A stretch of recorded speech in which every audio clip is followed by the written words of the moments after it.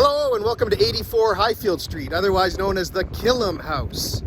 Beautiful house, probably one of the best examples of maintained Queen Anne Revival residential architecture in the city of Moncton. How do we know that it's Queen Anne? We learned Second Empire was about the roof. Well, Queen Anne, one of the biggest tells right here is this beautiful tower on the corner with the witch's cap. That plus the overall asymmetry of the whole building. Queen Anne didn't like symmetry, liked to be very ornate, liked to break up wall surfaces. So you actually see things like multiple shapes from clapboards, fish scale, diamond patterns, anything to break up the surfaces. So I said this was the Killam house. It was the house of Amasa Killam, who was a surveyor and bridge superintendent for the ICR, for the Intercolonial Railway.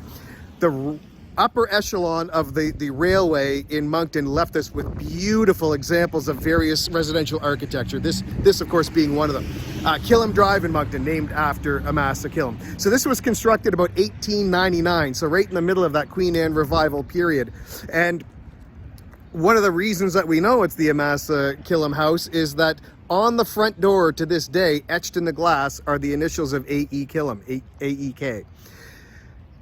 It was divided up into apartments, but in actually a very respectful way that the interior could be reverted back to a single family home.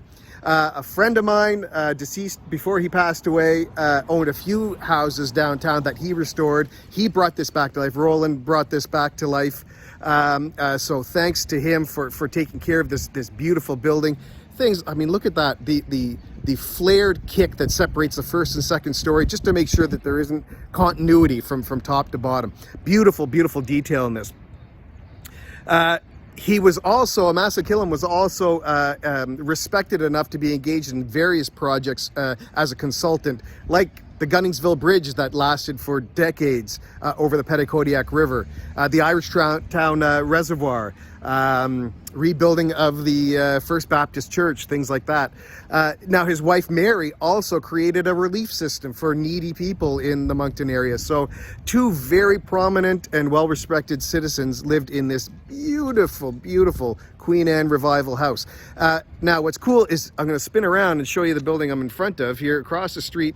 Look at that beautiful house and that beautiful house right there. Both Queen Anne. So it actually forms an integral part of this sort of cluster of Queen Anne Revival buildings, pretty much right in the middle of downtown Moncton.